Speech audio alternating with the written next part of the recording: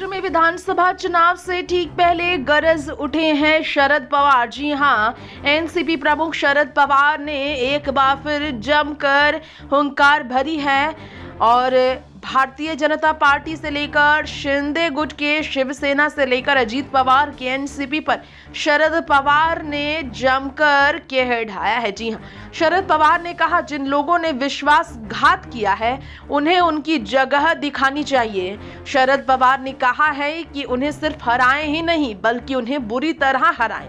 जब एनसीपी प्रमुख ने ये कहा कि किसी से भी पंगा ले ले लेकिन मुझसे नहीं ले, लेकिन तो भीड़ ने उनका नाम लेकर नारे भी लगाए।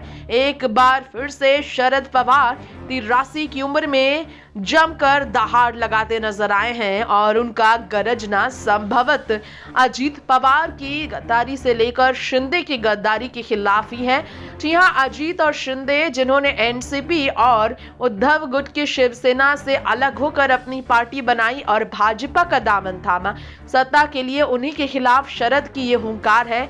उन्हें ही ये धमकी खुले तौर पर दी है। शरद पवार ने कहा है कि किसी से भी पंगा ले लेकिन मुझसे नहीं। शरद पवार का ये बयान इशारे करता है हर तरह से राजनीति में काफी गंभीर हो रही महाराष्ट्र की चुनावी रणनीतियों के बारे में। जी हां, शरद पवार ने कहा अपने समर्थकों से अपील करते हुए कि अजीत पवार के नेतृत्व में बगावत करने वालों को न केवल हराए बल्कि उन्हें बुरी तरह से हराए।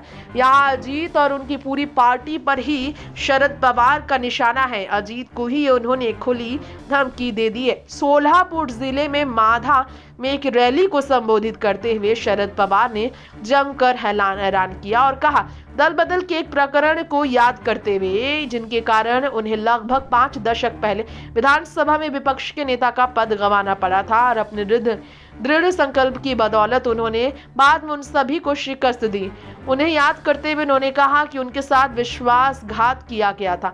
1980 के चुनावों में उनकी पार्टी के 58 लोग चुनाव जीते और फिर वो विपक्ष का नेता बन गए।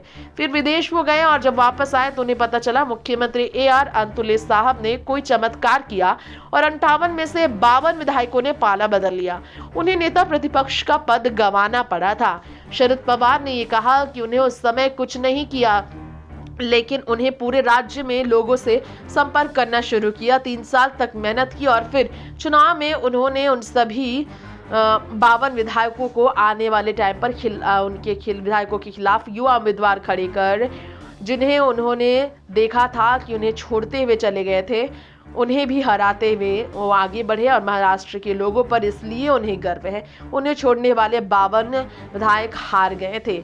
63 वर्षीय शरद पवार ने उन दिनों को याद कर अपनी राजनीति के शानदार पारी के बारे में बात की। Next 9 news report.